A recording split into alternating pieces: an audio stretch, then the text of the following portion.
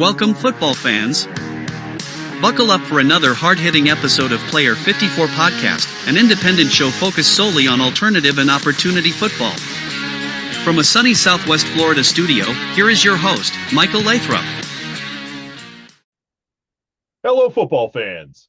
This is episode 120, Forging a New Path. Last week, I shared the show's new focus will incorporate a more encompassing alternative and opportunity football ecosystem, which includes the players who continue to grind and pursue their dreams, as well as the leagues and staff members who provide us, the diehard fans, and countless others, more football.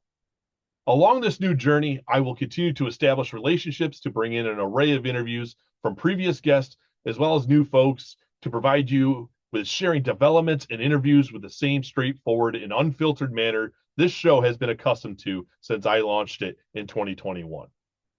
This week, we have General Manager and Head Coach Manny Matsakis with the Ohio Valley Ironmen of the International Football Alliance to discuss developments of the newest team in the newest league.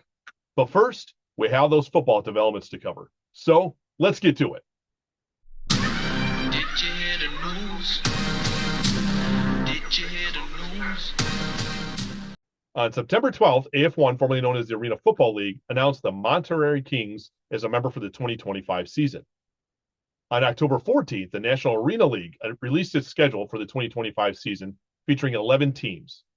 Among them, the league welcomes the Amarillo Dusters, the Beaumont Renegades, Harrisburg Stampede, Shreveport Rogro, and the Wheeling Miners as first-year league members. On October 16th, the Duke City Gladiators and Frisco Fighters announced they would not participate in the 2025 Indoor Football League season and would enter dormant status for the 2025 season. On October 22nd, AF1 announced the Oregon Lightning as a member for the 2025 season. On October 30th, the International Football Alliance announced the Ohio Valley Ironmen to its roster of teams. Also on October 30th, the Sioux Falls Storm announced they would enter dormancy for the 2025 Indoor Football League season, citing issues pertaining to securing a suitable venue for the season. On October 31st, the International Football Alliance unveiled its inaugural 2025 schedule, featuring 7 teams: the Alabama Beavers, Baltimore Lightning, Chihuahua Rebellion, Dallas Pineros, Ohio Valley Ironmen, San Antonio Calaberos, and the Tampa Bay Tornadoes. Also on October 31st, the Indoor Football League announced its 2025 schedule, featuring 14 teams. On November 7th, the United Football League announced a trade between the Houston Roughnecks and DC Defenders. The Roughnecks received quarterback Jalen McClendon, and the Defenders received cornerback Keandre Thomas. The league also announced the continuation of its partnership with Under Armour to expand the National Coalition of Minority Football Coaches Fellowship into a 2-year program. Also on November 7th, the Indoor Football League announced the league had entered into a 3-year agreement to hold the IFL National Championship game at the Tucson Convention Center in Tucson, Arizona. The 2025 Eastern Conference and Western Conference winners will face off on Sunday, August 23rd, and will be nationally televised on CBS Sports. On November 10th, the United Football League held its final player showcase at Vernon Newsome Stadium in Mansfield, Texas. On November 13th, AF1 announced the Corpus Christi Tritons as a member for the 2025 season. On November 14th, the United Football League announced additions to its executive leadership team. Vince Panizzo as Senior Vice President of Creative and Content, Jason Bernstein as the Vice President of Strategy and Solutions, Jen Saylor as the Vice President of Marketing and Brand, and Mike Wade as Senior Vice President of Communications. As I have previously mentioned, we will now be joined by General Manager and Head Coach Manny Matsakis with the Ohio Valley Ironmen of the International Football Alliance to discuss the team developments and more.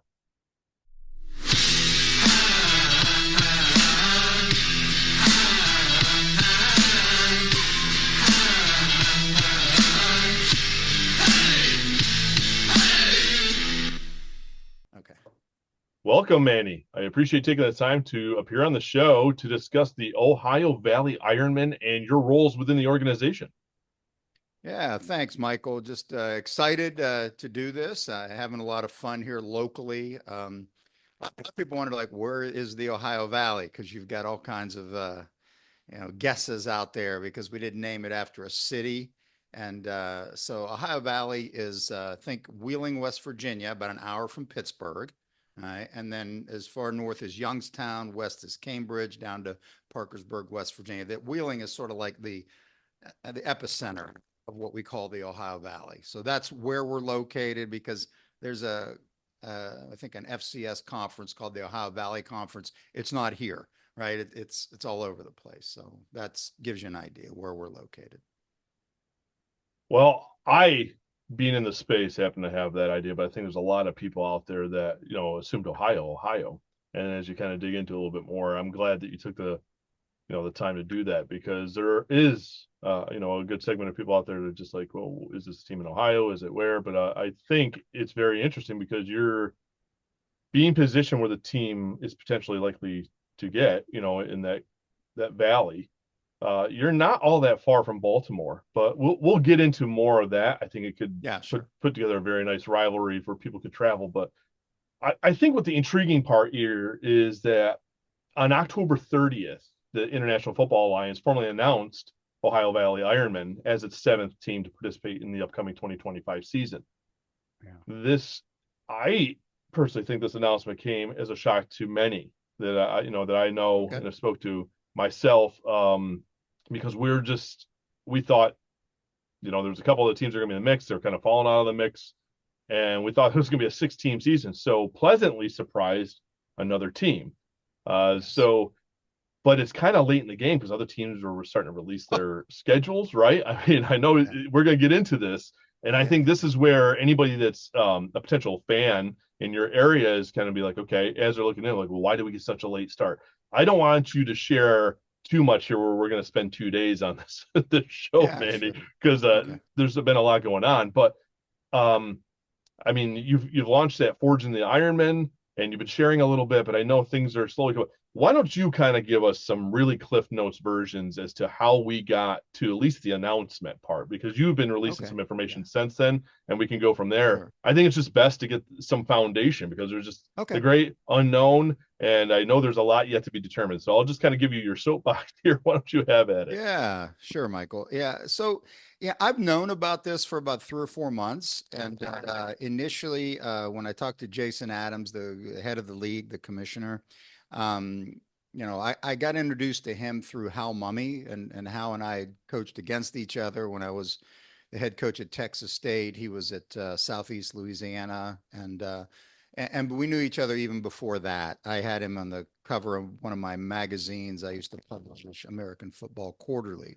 which is a national trade journal for football coaches, when he was at Valdosta, and then he got the job at Kentucky, and we were buddies. That's how Leach and I hooked up.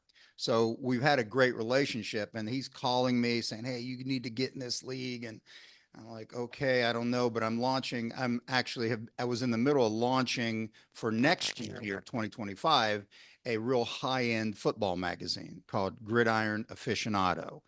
And just a quick plug, it's like a high-end, published twice a year. Will first issue be next year, but it's imagine a collector's item, big, bold, beautiful, all about football at every level, right? So that's a passion project of mine. So I'm like, okay, I want to do this. And then how, as persistent as he is, he keeps calling. Hey, one night late, he says, "You need to get in this. You need to talk to Jason." I go, okay, let me see. And then we were talking to the league, and and what ended up happening, Michael, was literally in about a 72-hour period, we go from we're not ready, let's do this in 2026, potentially, to all of a sudden they named the 6 teams on, I think it was like on a Friday. And I'm like, okay, cool. And he goes, well, we're considering 2 more teams, and we're looking at that. We're vetting everybody. So the other team didn't get vetted properly. So the nice thing about the league is it is very sound financially. The markets, everybody's in really good shape. So as opposed to, no disrespect, but when The Rock came in and did XFL, they poured so much money and it wasn't sustainable, and it made it tough. So now you got 16 to become 8. in that UFL. So there's a market there. And then all of a sudden, Michael, he says, "Hey, you guys are in. The owners voted." I'm like, okay. And then next thing you know, I think middle of the week or something, they announce us I think it was a surprise, like you said, out of nowhere. Um, so the cool thing that I've realized since that is right now, I mean, 7 teams works perfectly because you have a 4 home, 4 away schedule. You have one open weekend there for our guys. And it does give a natural rivalry between us and the Baltimore Lightning. So you got 4 teams on the East. You got Huntsville, Alabama, and Tampa Bay Tornadoes, and then you got 3 in the West. Which what I've heard is we've already got a 4th team coming in for 2026 locked in. But I know that we're looking by the draft in March to add 2 more teams to that. So we're looking at a 10-team league in 2026. So, general manager, head coach. Yeah. I have a feeling there's a lot more hats there, Manny. Well, I right mean, now there is. Yeah. okay. So eventually, I mean, I know you guys just made an announcement yesterday with your VP. So that's nice. I mean, I just know that you're wearing a lot, but I mean, moving forward, is it just hopefully to get down to those 2 hats? Well, what's happened? Like you're right. We just announced Val Gunn, who I've known for a few years, coached in the European League. This league is going to be similar to that in some respects because, um, around here we've got a I don't know, a farm team in Washington, PA called the Washington Wild Things, and they do really well in baseball. Um, and that's what this is. I mean, think double A, triple A ball, right there, a tier below the CFL, right in that area there. Made to sustain, not playing in a bubble like or practicing in a bubble, which I think is between you and I ridiculous. I mean, how in the world? I mean, if we were all practicing in wherever, in Florida, and then we fly up to play games up here, that makes no sense. So we're gonna. I love that we're boots on the ground in our market.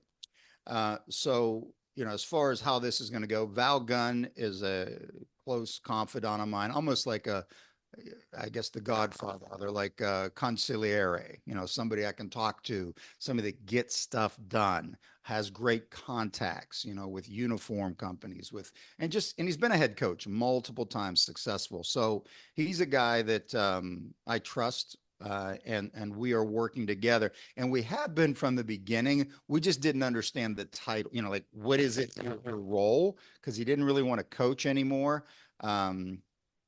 And we just decided to say, hey, how about VP of operations? And he just like, bingo, let's go. So that's what we're doing now. Now we'll be adding some things. We do have a director of sales and I think 3 other salespeople up here in the area that we're going to be announcing soon.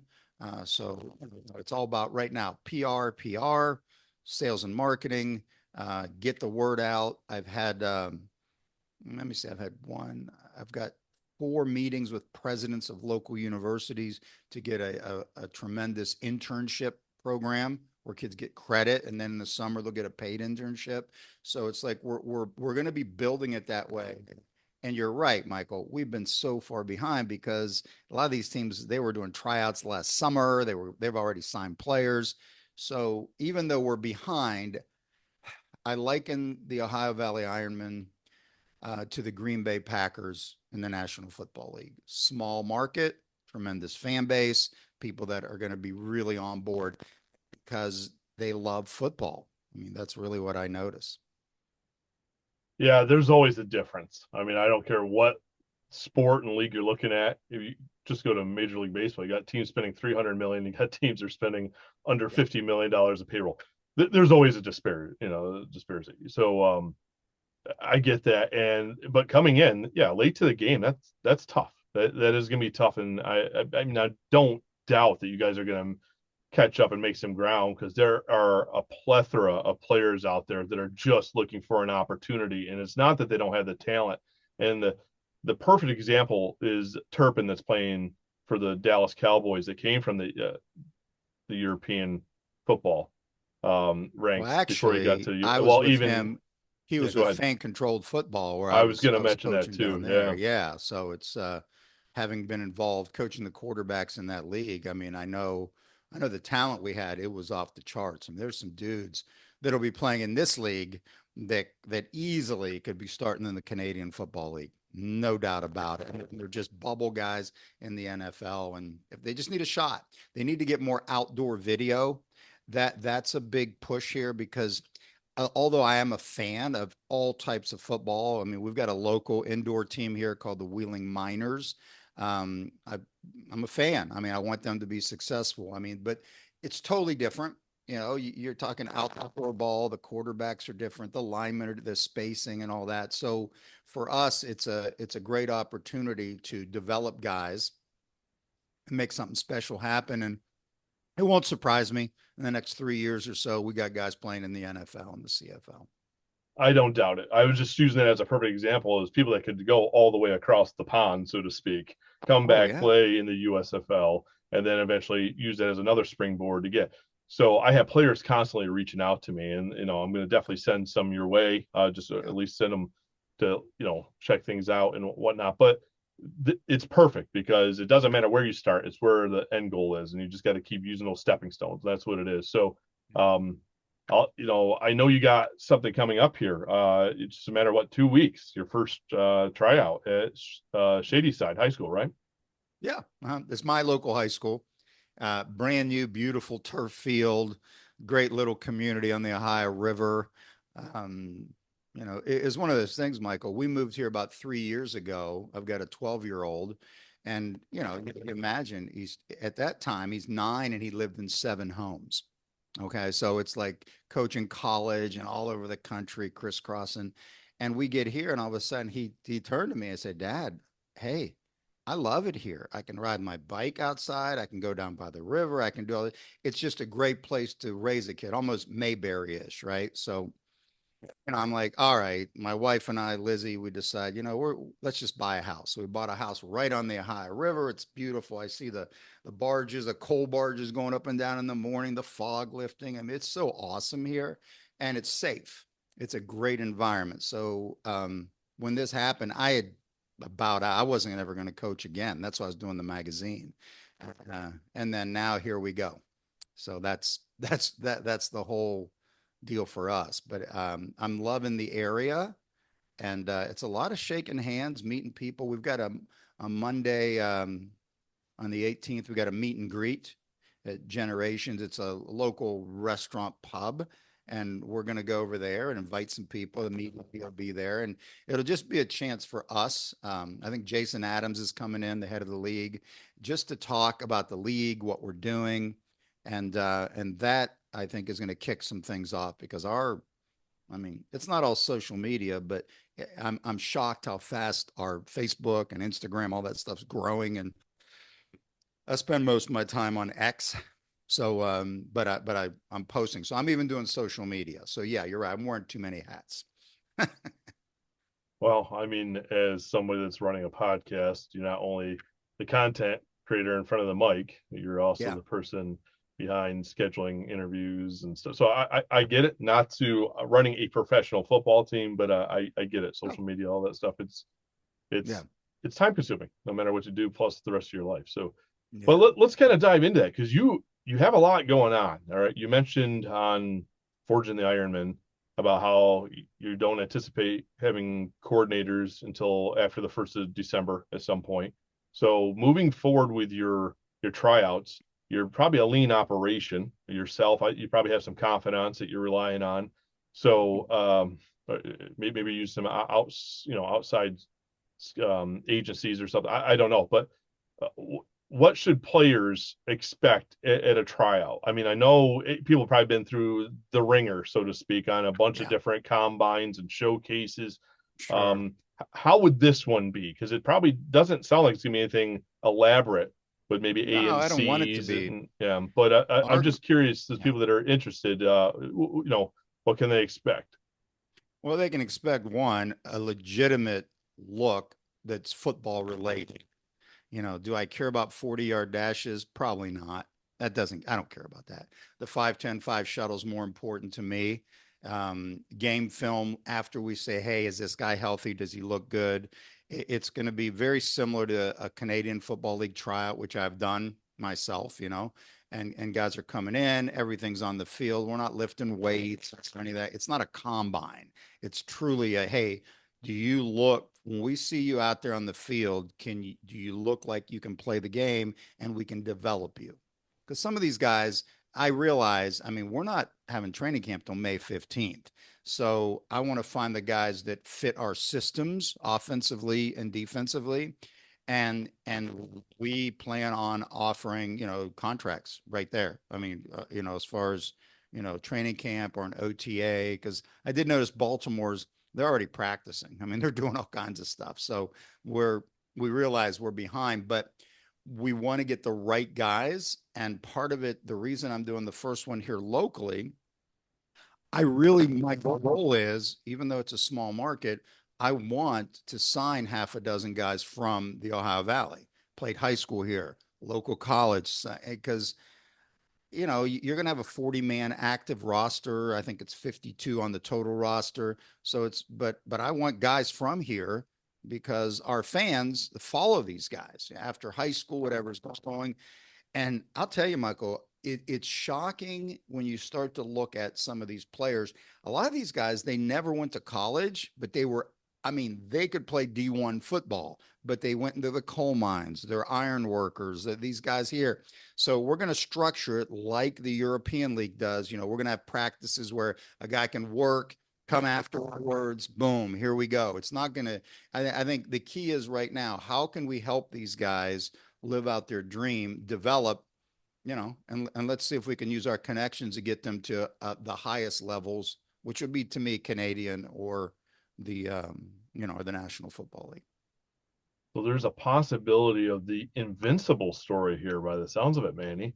For anyone that's not familiar with the reference, the movie that had Mark Wahlberg play Vince Papale for the Philadelphia Eagles, that kind of they opened it up when Vermeil came in to do, locals could just try out, and not just try out, they actually made their roster and played. Yeah, well, you got to figure if a guy has the passion and he's taking care of his body, doing the right things, and we know we can develop him, with the type of offense and defense that we're going to be running. I know what we're going to do. We can get those guys that can get showcased and get them ready in a hurry. But it's just, you've got to have certain intangibles. To me, passion's number one. And then you've got to have, measurables for the position, right? So, so what we do, I think, is going to lean towards getting some of these local guys. When I say local, I think Ohio, Eastern Ohio, West Virginia, Pennsylvania, Western PA. That's a melting pot of football there. So there's some guys that, we got some good football players here in the area. So that, along with, I've got like over 300 guys that have sent me video and messaged me. And it's like, we're now at this point where, okay, one of my assistants, who's helping out here, he's putting together a spreadsheet. We're grading guys, getting back to them. It's like, there's so much, but it's a funnel. You got to find the guys, but ultimately very few guys will we sign we got to see them in person, because unless you get a good feel and they're healthy and they're going to be ready, you're taking too much of a risk, with a smaller roster. So that's where we're headed. Well, yeah. So many players on social media constantly say, I'm ready. And on a phone call's notice, I'm ready to go. Well, there's a difference between camp shape, game shape, and off the couch shape that just hitting the gym a couple of days a week and maybe going doing a little walkthrough with some of your local friends or some people that play collegiately in the area. There's a difference. And I know my wife jokes all the time about how I feel like I still can do some of the things at 45 that I did in college and stuff. Well, the reality is not. It doesn't matter if my body type looks the same. I'm not. So I get it. Like sometimes we are a little bit more full of ourselves and but yeah. So if you're out there and you're listening, tuning in here, get yourself ready. There's a couple camps. You got one in 2 weeks. You got another one in New Jersey on December 1st, I believe is what you mentioned. Yeah, it's more finding the right site for us because New Jersey is, it's a great place. I've recruited a lot there, and we just want to find the right site. I'm just putting it out there so some of the East Coast guys know they can wait. We're going to flip a coin this weekend and say yay or nay, or do another one. I mean, I've got a guy in Cincinnati who wants to, do something for us, and all over. I mean, there's so many things that are going on that we can get good guys. So, um, we got this one here. It's just as the weather starts to get a little colder, it's not like it'd be tough to have one here in January when it's snowing, you know what I mean? Because I want to see them outdoors. Um, like I said, this isn't indoor football, so I want to see you outside doing things. And when I was in Philly, coaching at Widener, I remember, the CFL teams come down and sometimes it was freezing cold and they would find who could deal with that, right? Because you're in Canada, Right. right? So it's like you're looking for guys that are resilient, that are optimistic, regardless of the circumstances. So, I feel like we'll have a couple dozen guys at this first event. It's sort of like um, I would call it like a slow start. We want to just get our feet wet, get the systems in place, and then we're going to hit it full speed shortly. Well, eventually you want to turn the page, right? I mean, Yeah, there's so many steps along the way to be ready for camp in May 15th, if I remember yeah, correctly, yeah. which in and of itself is a very short window to build chemistry. Hmm. To, camp before the your guys' first game, I believe, is on June 7th, something like that. Yeah, at So I mean, you Baltimore. guys have just a matter of weeks. It's not, a month of camp and a bunch of OTA. So at some point, you want to turn the page where, okay, we got some guys. Not that you're ever done looking at talent, because I know the draft is what, March, Yeah. and you're going to want to be able to, get some of the bigger guys that are latched into the league. It's just a matter of where they're going to play. So it'd be nice to fill your roster that way. But you got to kind of have an idea, and you probably want to start moving forward with some mini camps yourself, like you mentioned. Baltimore's doing. I know Alabama has been doing it. Had Irie Durham, a quarterback, on. They've been through a lot. He's already out doing appearances in the community at schools and Oh, what. I love So I it. mean, it's what that's what in market, right? Not practicing in Texas Yes. and flying out to each city and then flying back out and not being there all week. So this is kind of what it takes to establish a true connection with your community or communities, like you're a broader area there in Yeah. Ohio Valley. So in your mind, what date do you kind of have to have the bulk of your guys, right? That you have mini camp invites, or your training camp invites out, so you can start doing mini camps. You probably have a week marked on your calendar someplace. Yeah, If you I don't do. feel Yeah. comfortable, I I'll mean, tell you. Yeah. I'm an open book. I mean, I don't care. I mean, Hal Mummy and I talked for about an hour yesterday, and he was all fired up about our internship program. I said, all right, I'll send you everything I'm doing, whatever you need, because we're all about helping each other out. I mean, that's what it is. So, and he's intrigued by like the way I handle content, because we're just out there. It's like, wow, how are you doing this? I said, well, this is what you do. You get StreamYard, you get this and that. And I said, this is how you can do it. So I said, I'll share all that with you. So I'm here to help it with our expert because these other teams are helping me too. They're giving me some, here's somebody to go to for that. So I would say, like, when you're talking about the squad, as we are at this point behind in many ways, I just want to get, as crazy as it might sound, the draft is going to be way bigger for us than any of these other teams. So we're going into this thinking, hey, if we can get, let's say, at most 15, 20 guys pre-signed, ready to go before the draft, and we're still looking at guys, the draft is where it's going to happen for us because I think we want to get as many quality guys. And there's a pool of guys already in the IFA draft pool. And we're going to take that and do it just like the NFL does. Go in, look at these guys really good. And then because we have more slots available, we're going to know who fits our deal and we're going to just start drafting the right guys. So it feels a lot more NFL-ish here as opposed to other like an indoor team that just sort of grabs guys, off the, wherever they are, hey, let me do that. So, I mean, I love the idea of creating a franchise that is modeled after the Canadian or National Football League. So that's how we'll do this. I'm not in a hurry to sign anybody. Now, of course, you want to get a good quarterback, so we'll probably get 3 quarterbacks in the system. I'm talking to some guys that are like really freaking good for our offense, right? So it's like what we do offensively, really, we're looking for a specific type of quarterback. So have had conversations on the phone with guys. I've watched their video, and I think that they're top notch, like AAA level, just should be in the CFL kind of guys.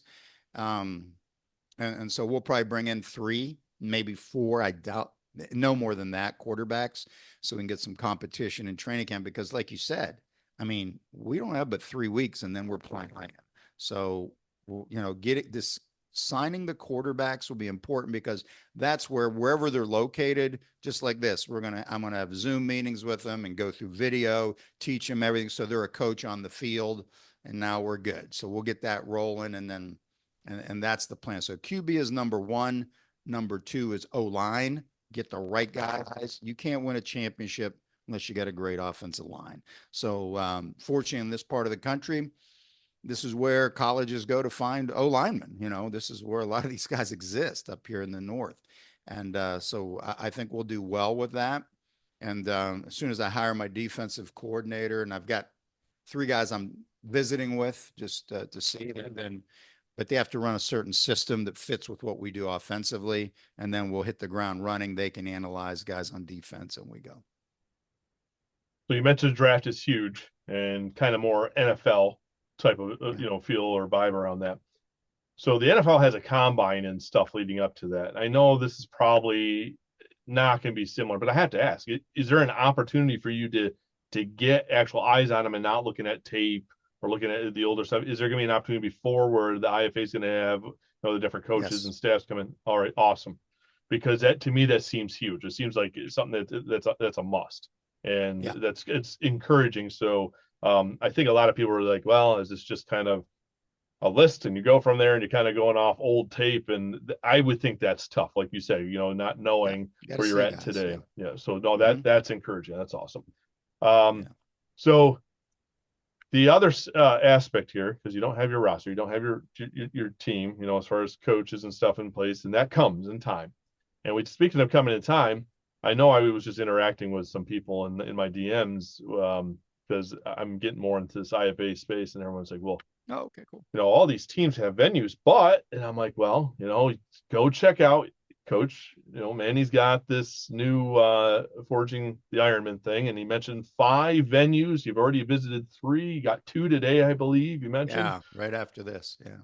So, I mean, you mentioned, I think, on your show about there's a lot of variables that they have to meet. Capacity's part of it, parking's part of it, the availability, the aspects for media being able to come in and do broadcast and whatnot. That probably limits you in your area for where you want to be centrally. I mean, you mentioned 5. I mean, so what type of range are we looking at? Size of venues? You don't have to give us the locations because everyone wants that, but I mean, Yeah, of course they do. I mean, there's a faction of people here that what they've done, Michael, is because we're the Ironmen. Okay, there used to be a team in the 1960s called the Wheeling Ironmen, and they were also the Ohio Valley Ironmen after that. They played in what people don't know. I mean, younger people maybe don't realize that those guys played in multiple stadiums in the Ohio Valley. So that's how they did it, right? But all they think of, oh, there's Wheeling Island Stadium right by the casino on the island. It's got about 10,000 seats and all that. And that's one of the ones we're looking at. I mean, I'm going to be transparent on at least that one. So they assume that that's where we should be playing. I don't go in with those assumptions because what I'm doing is I'm reverse engineering what I want. So I think about this from a fan's perspective. Okay. So if I'm a fan and I am a fan of the Ohio Valley Ironman, I've bought VIP tickets and I've got chairbacks and, and I'm doing all the pro environment stuff that I want in the summer for 4 home games and potentially playoff games. I want a cool environment. I want a place where I can take my kids. I want a place that if we're playing a night game, hey, there's something to do before the game, there's something to do after the game. So part of this is ideally, I want a community. I want somebody to get back. Now, Wheeling can be that community. So can places like Steubenville, other markets that I've been looking at, as far away as Zanesville and all this stuff. Now, I've had stadiums where athletic directors have reached out to me that have nice stadiums right in Pittsburgh. And they're saying, hey, let's talk. And in the back of my mind, I'm the Ohio Valley Ironman. Do I want to play an hour away from what we call the Ohio Valley? So I have concerns of that. Youngstown showing some interest, things like that. But I'm true to what I'm saying is it's got to have that. And as far as stadium size goes, I'm looking for some ideally, because when I'm talking to the other coaches and get people in the league, you've got a wide variety there. I mean, you've got like Hal's down at Incarnate Word, maybe seats 4,000 or 5,000, but he's going to bring in and make it more like a boutique experience, like high, really nice. So you're there, you're part of something special, right? So it's not like the size, even though like Wheeling Island's got the size, Steubenville, Harding Stadium, it's got the size. But does it have all those other key areas that a family would say, you know what, I want to buy 4 season tickets. I want to take my family and do that because it's going to be a cool event and we get to see guys, so that's a big part of this. And then there's the ability of what's, when we're looking at that, what's the comfort level in the stadium? I mean, you want to sit on wooden bleachers, or do you want some, the ability to upgrade from there? Because I'm looking at some, bringing in, I talked to a company this morning called Dream Seats. They create, you bring them in, nice chair backs, really beautiful. So I'd want to make sure that whoever stadium we use, they're good with that, right? You got to be able to do the things like corporate signage, all the things that we want to be able to do. Food trucks, because they're concessions around here, they're not going to be big enough to handle what we're talking about. So I have a list, I go through it. And as long as, like the ones I've seen, Michael, I've seen a bunch and some of these places, I just went in advance and just behind the scenes, let me look at this before I start meeting with people. And when I did that, I eliminated 3 stadiums I thought initially would be good, just from the outside looking in, because they didn't fit the specs we're talking about. All right, so that's going to be key. I would say we will know internally by the meet and greet next Monday. Doesn't mean we're going to announce it then, because once I say this is where we're going to go, then I've got to go in, visit with the people there, get the details, signed, sealed, delivered. So now we're good. And then we'll announce it sometime after that. And ideally before December 1 at the latest, because we're going to start selling. First thing we're going to sell is VIP tickets. There's chair backs, between the 40-yard lines where people say, wow, I want that. And then after that, we'll sell the other tickets. So that's how we're going to go about it. I'm glad that you are not looking for something that is brick and mortar ready to go you're envisioning it. And the reason why is my wife and I just went down to Fort Lauderdale, the Inter Miami of MLS, Messi, the big Messi's here. Yeah. So we had to go get the Messi experience, right? So we just had to go catch it. Sure. And they're playing in what was built as a temporary stadium as they were waiting to build their actual stadium in Miami. I was pleasantly surprised. I mean, really surprised going in there and how this temporary stadium built actually found a way to have the amenities, the food trucks, shipping containers that don't look like shipping containers, completely converted into the team shop, into concession stands. They had certain restrooms that were built into the temporary, and then they brought in the glorified trailers that just had restrooms to supplement on the side.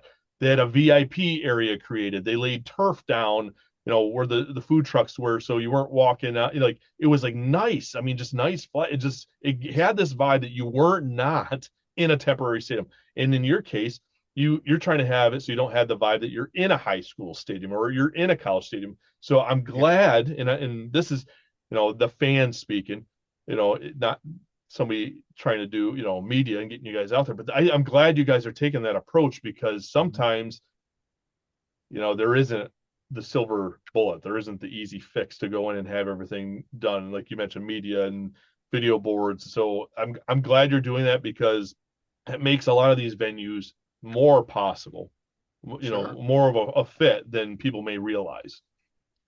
Yeah, I think people will be surprised just once we announce where it's going to be, because it's not what I might have initially thought. Now, mind you, I say that, and then there's people like, why aren't you at Wheeling Island?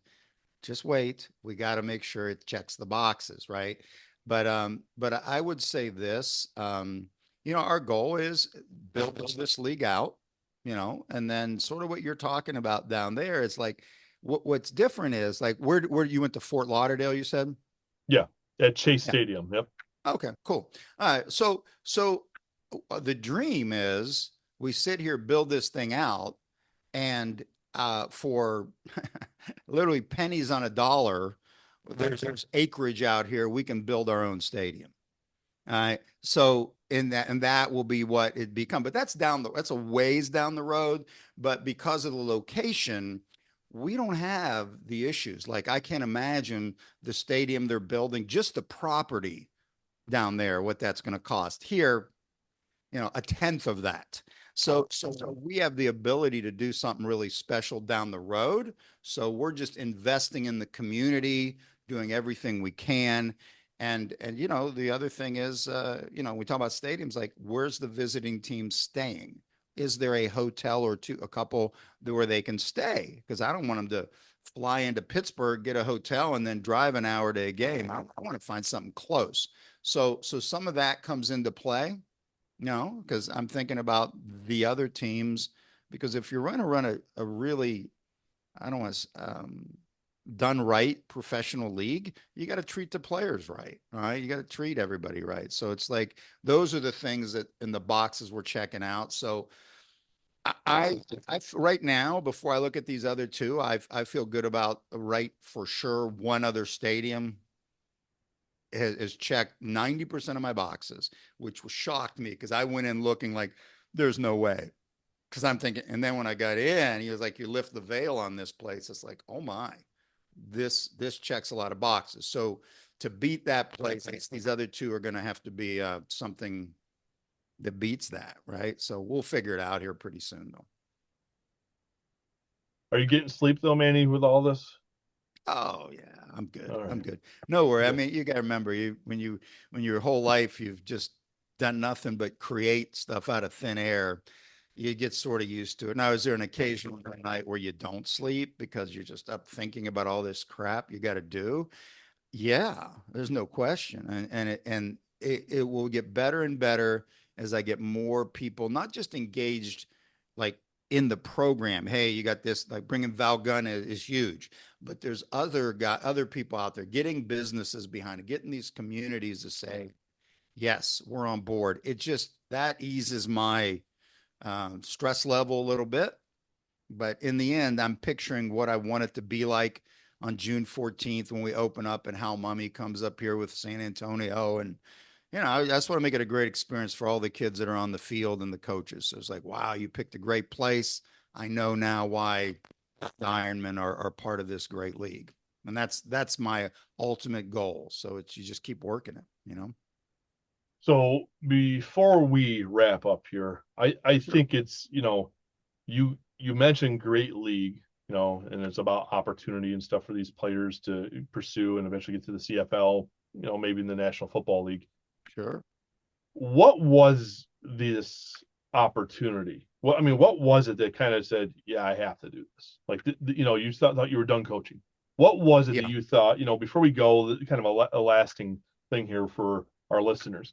What was it about this project Okay. that drew you Yeah. in, that made you ultimately say yes? Yeah. Well, I mean, the last 3 years since I've been saying, hey, I'm never coaching again, I'm going to be right here. I've had all kinds of former assistant coaches of mine, guys that are head coaches at Power Five schools calling me, hey, Manny, you want to come down? I need you, and I always said no. And as an aside, Michael, I came here because my father was on a decline. So we wanted to be here Sorry to hear and that. he passed away a year ago. So it's like I wanted to be here so my son could spend time with his grandfather. And so there was no way I was leaving. So, but after a while, you start like, okay, why are people calling me? Why is this happening? And then all of a sudden this shows up, and I think to myself, you know what?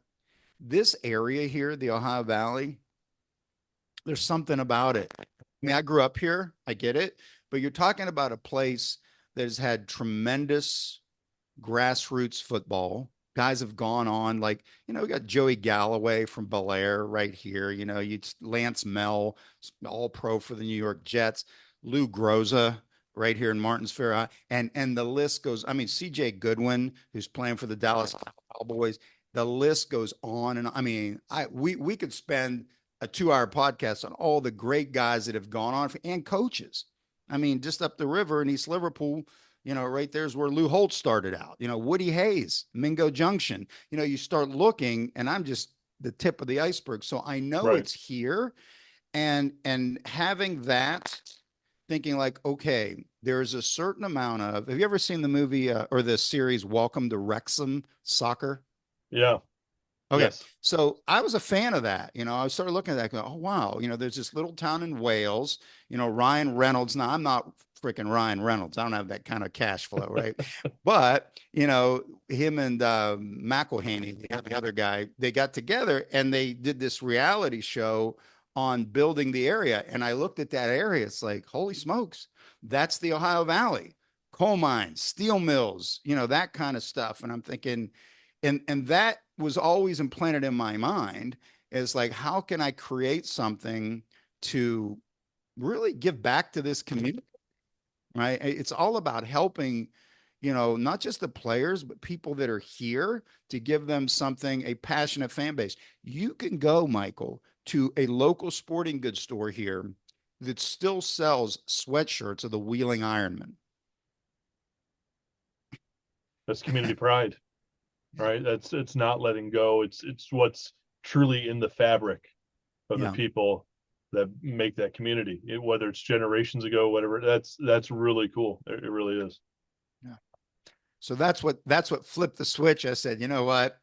I don't know exactly how I'm going to do this because I don't think you need to. I think if you get too much of a detailed plan, stuff gets in the way. It's just, I know in the end what I want it to look like.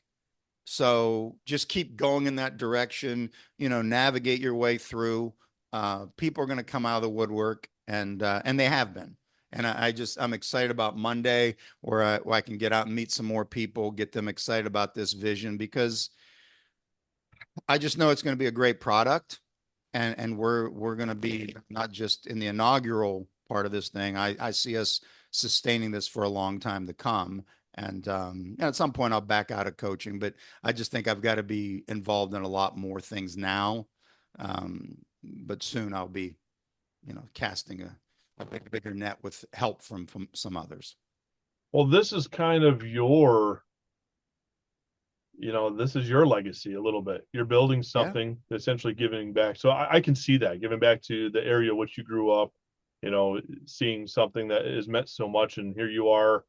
You have an opportunity to be part of, reestablishing that for them and give them something hopefully that beyond your years that will be here for generations to come. And that's really cool. I mean, when you love a sport and you're passionate about something, yeah, it's great that you took on this project. And I'm very interested to see how things develop with you guys. I might have to convince my wife to make a trip up that way Oh, for a come game on or up. two. You'll I love would it, love man. to. Yeah. So Be good. I mean, Manny, I appreciate your time. I really do. Yeah. It's been a pleasure having you on the show to discuss the IFA's Ohio Valley Ironmen and your involvement with the team. You have a lot of work ahead, and not just you, the staff that's yet to even join join you and on this journey. So I wish you all the best as you establish the team and the organization for the upcoming season and hopefully for years to come.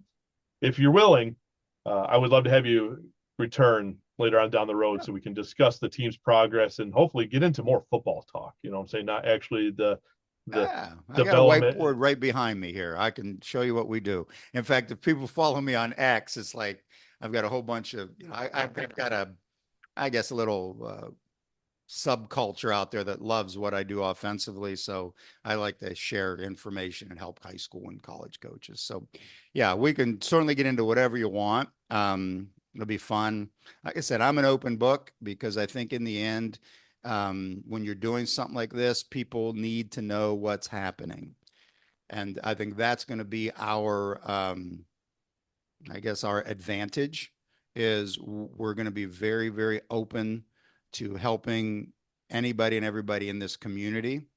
And I think when you're helping people, good things happen for everybody. So it's a win-win across the board. Fired up to do this. And hey, once upon a time, I'll leave you with this. You'll love this. The Wheeling Ironman, right?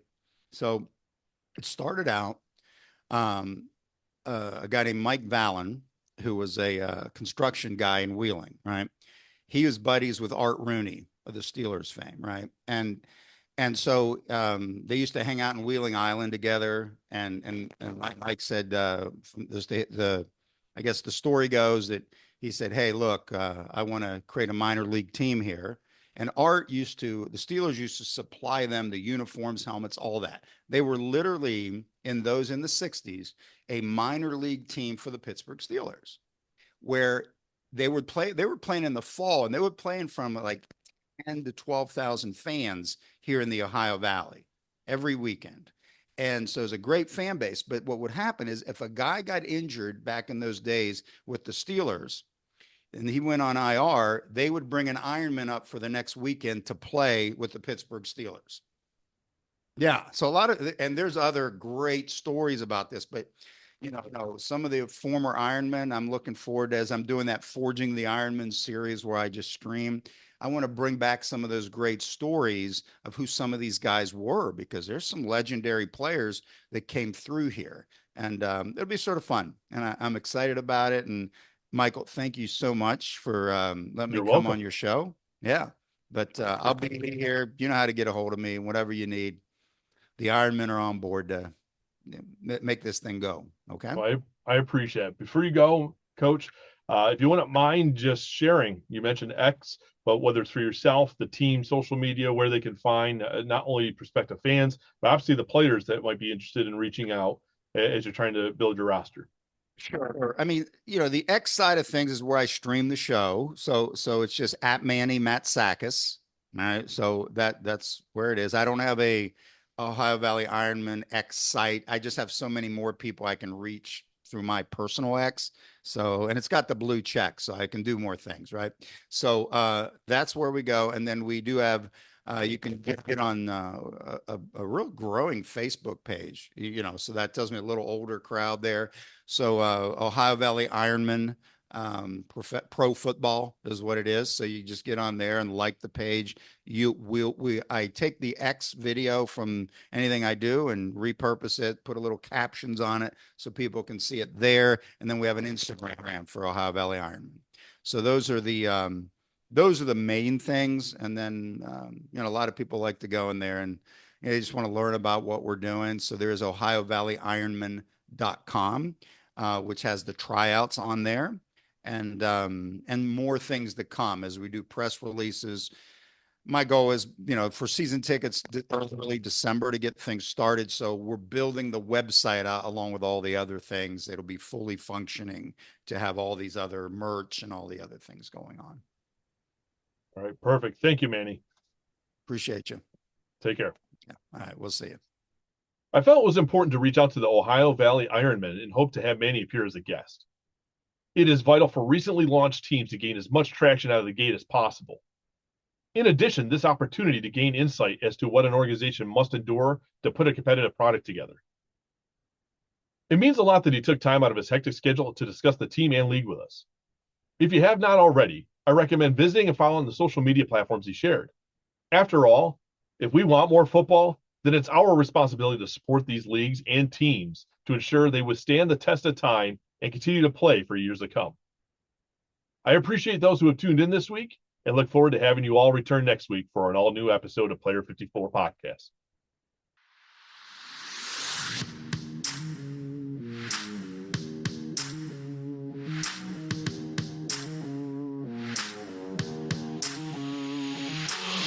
Thank you for tuning into today's show.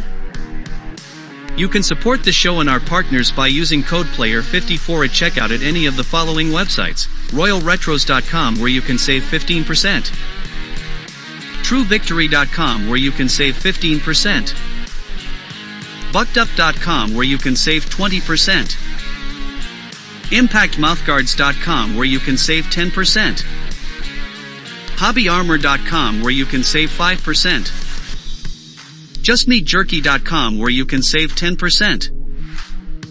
Don't forget to follow, like, subscribe and rate Player 54 Podcast on your platforms of choice. Do you have a question or topic you would like to have discussed on the show? Message us via social media or send an email to player54podcast@gmail.com.